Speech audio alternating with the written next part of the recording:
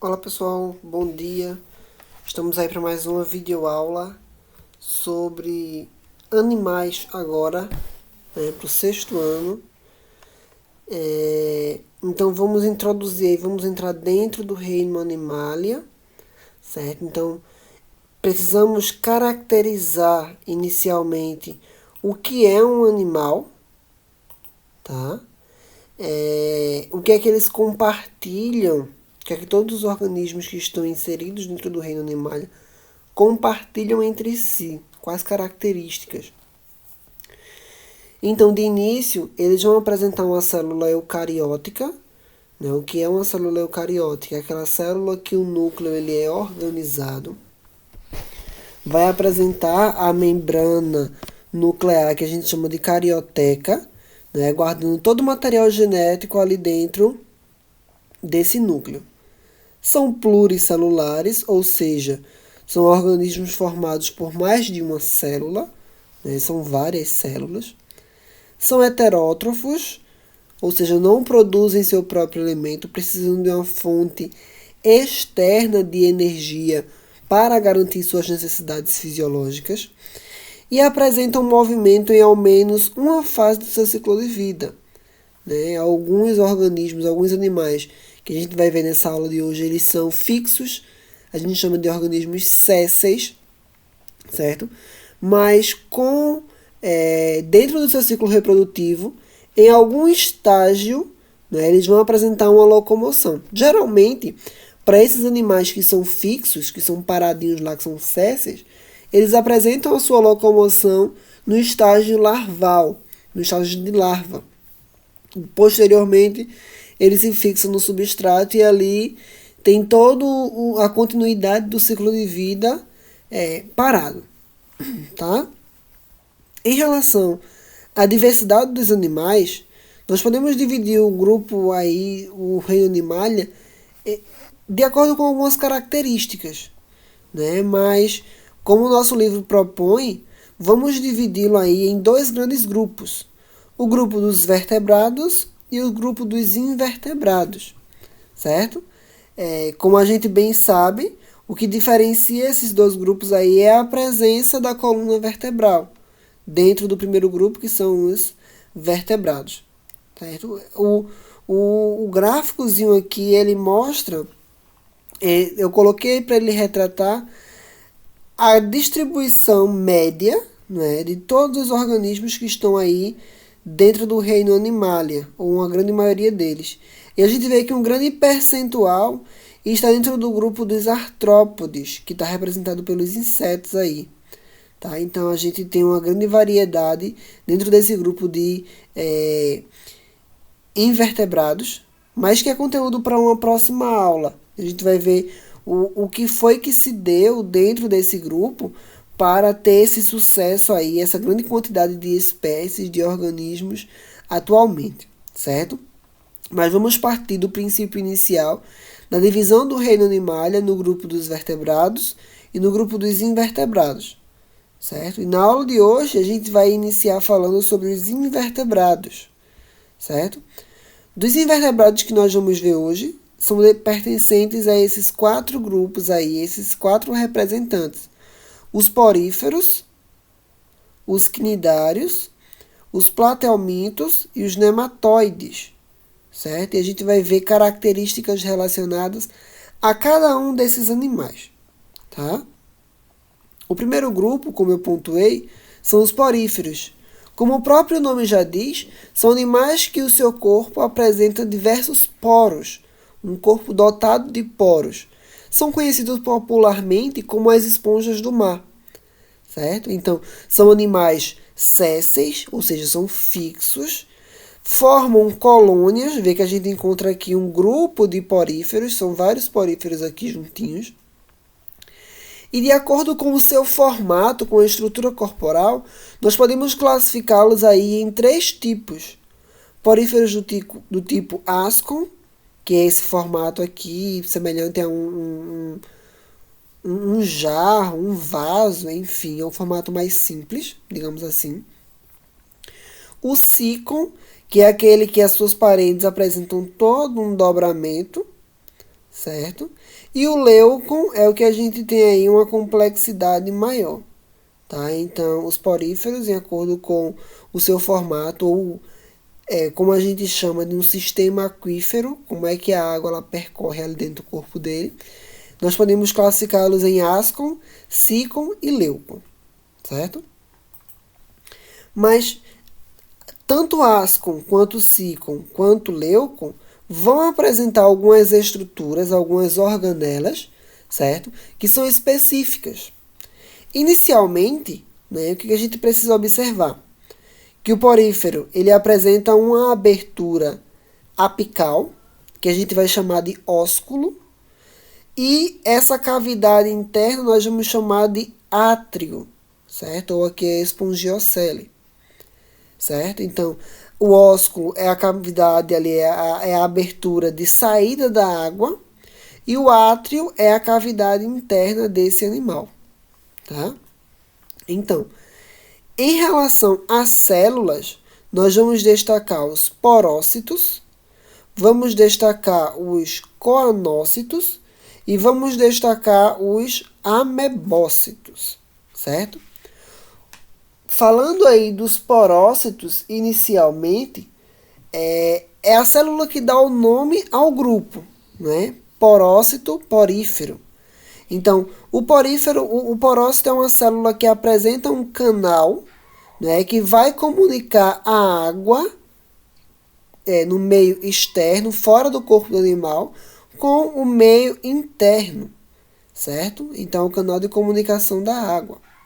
O coanócito, certo? É a célula que reveste o corpo do animal por dentro e vai apresentar um conjunto de flagelos. Esses flagelos vão auxiliar na movimentação da água, né? Considera todos esses flagelos aqui batendo ao mesmo tempo, eles vão ajudar aí a movimentação da água dentro do corpo do animal. Enquanto que o amebócito é a célula funcional aí em relação à distribuição dos nutrientes.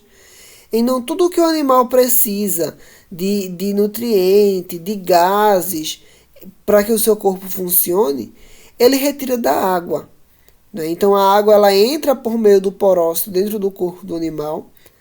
Por uma ação dos flagelos dos coanócitos, ocorre uma movimentação da água e a extração, certo, dos nutrientes de tudo que ele precisa dessa água. E a distribuição fica aí a cargo dos amebócitos.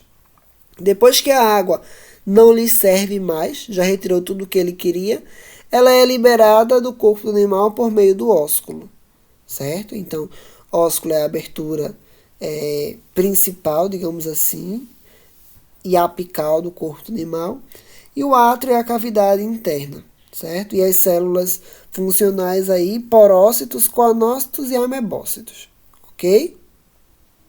Então, dando continuidade ao próximo grupo de invertebrados, nós temos os quinidários, certo? Os quinidários, eles são organismos que vão apresentar duas formas de vida. A forma do tipo pólipo, que é a representação aqui da anêmona do mar, e a forma do tipo medusa, certo? Que tem aí a exemplo da água viva.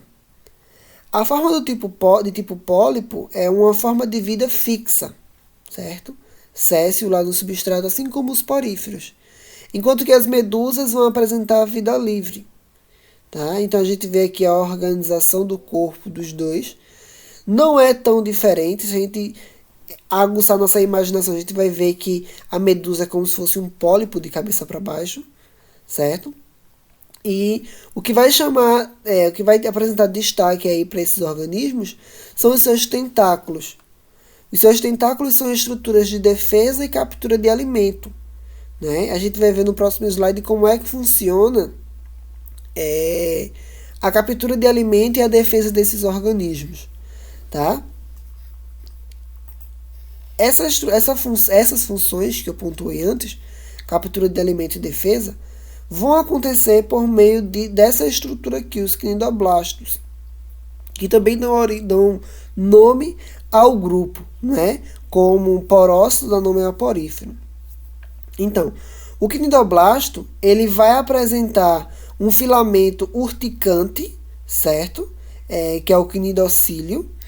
Quando esse animal se sente ameaçado ou quando alguma presa passa por perto dele, esse filamento ele é lançado, ele é liberado, certo? Até entrar em contato com a presa ou para se defender de algum predador, certo? E libera ali, na base desse filamento, vai existir uma espécie de vesículo, uma bolsa com uma substância urticante, certo?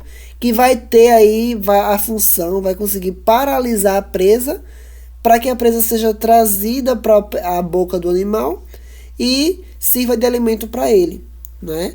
E quando não é uma presa, a situação, o filamento urticante vai causar aí uma reação sensível, digamos assim, que vai ser sensível para o predador que está ali por perto e vai meio que amedrontá-lo, vai espantá-lo. Dando continuidade, o nosso próximo grupo de invertebrados são aí os platelmintos. São organismos de corpo achatado dorso-ventralmente, né? Então, parecem organismos que são meio amassadinhos. E o que a gente pode pontuar inicialmente deles? Que eles apresentam um sistema digestório incompleto. O que significa dizer que um animal apresenta um sistema digestório incompleto? São organismos que só apresentam a boca, né? Não tem a cavidade anal, não tem o ânus aí, fazendo parte do sistema digestório. Então, tanto sua alimentação quanto a liberação das excretas vão funcionar por meio da boca, certo? Então, em relação ao sistema nervoso, né, a gente vê aí um organismo que não tem uma especialização, é algo simples, tá? Eles não têm essa complexidade associada ao sistema nervoso. E o sistema digestório também, visto que a gente vê um sistema digestório ainda incompleto, né? São organismos que apresentam aí uma preferência por ambientes úmidos, né? Mas são de vida livre. Algumas espécies são parasitas, ou seja, vivem dentro de outros animais, tá? E uma característica está associada à sua reprodução. A reprodução desses animais pode acontecer de forma assexuada, ou seja, sem necessidade de macho e fêmea. Né? Um único organismo, se a gente fragmentasse uma planária, que é um exemplo de platelminto, cada pedaço que a gente partisse daria origem a um novo ser. Né? Uma reprodução assexuada por fragmentação. Isso é uma característica bem interessante aí para esses organismos. E como eu falei, podem ser de vida livre, né? Ou podem ser aí parasitas, certo? Schistosoma mansoni, por exemplo, é um exemplo de platelminto parasita, né? Que vai causar aí a esquistossomose, então, o quadro clínico esquistossomose, certo? E o próximo grupo de invertebrados da aula de hoje são os nematóides, ou nematódeos, certo?